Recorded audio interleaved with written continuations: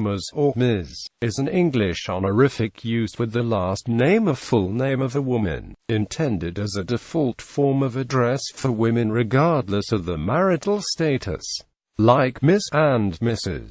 The term Ms. has its origins in the female English title once used for all women, Mistress. It was invented in the 20th century. Historical development and revival of the term Ms. began to be used as early as the 17th century, along with Miss and Mrs., as a title derived from the then formal Mistress, which, like Mr., did not originally indicate marital status. Ms., however, fell into disuse in favor of the other two titles and was not revived until the 20th century. The earliest known proposal for the modern revival of Ms. as a title appeared in the Republican of Springfield, Massachusetts on November 10, 1901. There is a void in the English language which, with some diffidence, we undertake to fill. Everyone has been put in an embarrassing position by ignorance of the status of some woman. To call a maiden Mrs. is only a shade worse than to insult a matron with the inferior title Miss. Yet it is not always easy to know the facts. Now, clearly, what is needed is a more comprehensive term which does homage to the sex without expressing any views as to the domestic situation. And what could be simpler or more logical than the retention of what the two doubtful terms have in common? The abbreviation Ms. is simple, it is easy to write, and the person concerned can translate it properly according to circumstances. For oral use it might be rendered as Ms., which would be a close parallel to the practice long universal in many bucolic regions, where a slurred Miss does duty for Miss and Mrs. alike. The term was again suggested as a convenience to writers of business letters by such publications as the Bulletin of the American Business Writing Association and the Simplified Letter, issued by the National Office Management Association. In 1961, Sheila Michaels attempted to put the term into use when she saw what she thought was a typographical error on the address label of a copy of news and AMP letters sent to her roommate.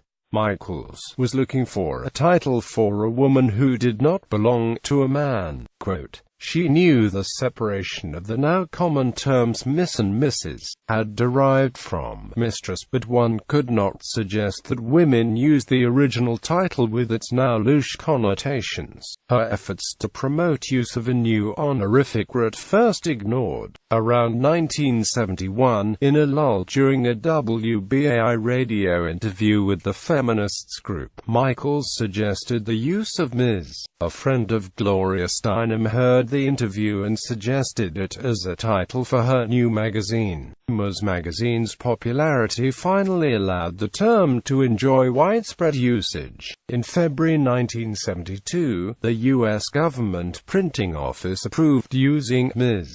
in official government documents. In 1976, Marvel Comics introduced a new superhero named Ms.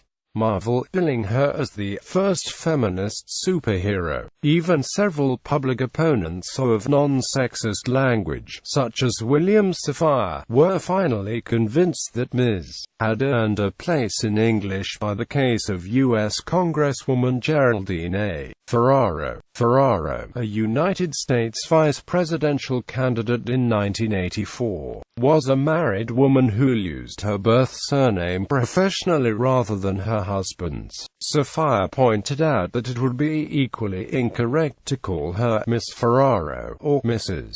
Ferraro, and that calling her Mrs.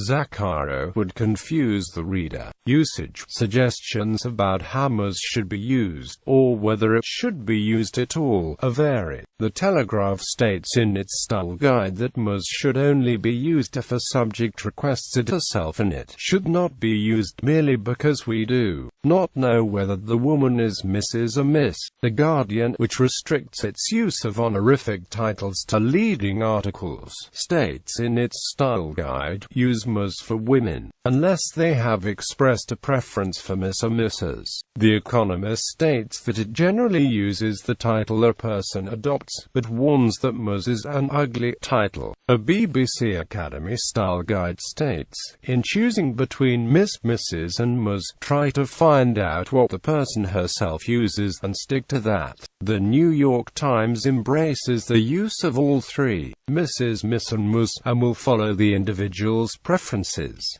Some etiquette writers and famous figures do not support the use of Ms., including Charles Kidd, the current editor of Debrett's Peerage and Baronetage, who claims the usage is not very helpful and that he had been brought up to address a married woman as Mrs. John Smith, for example. Debrett's itself concerning the case of a married woman who chooses not to take her husband's name states, the ugly-sounding Ms. is problematic.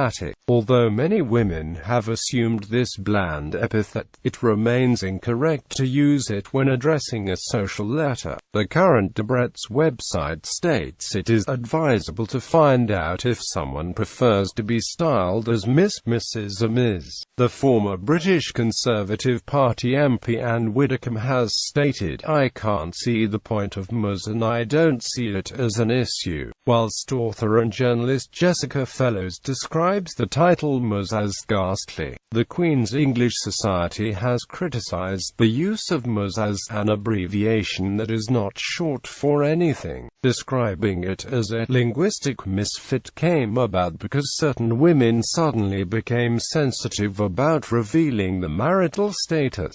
On the other hand, the default use of Ms, especially for business purposes, is championed by some American sources, including Judith Martin, concerning business. The Emily Post Institute states that Ms is the default form of address, unless you know positively that a woman wishes to be addressed as Mrs. The American Heritage Book of English Usage states that using Ms obviates the need for the guesswork involved in figuring out whether to address someone as Mrs. or Miss. You can't go wrong with Ms. Whether the woman you are addressing is married or unmarried, has changed her name or not, Ms is always correct.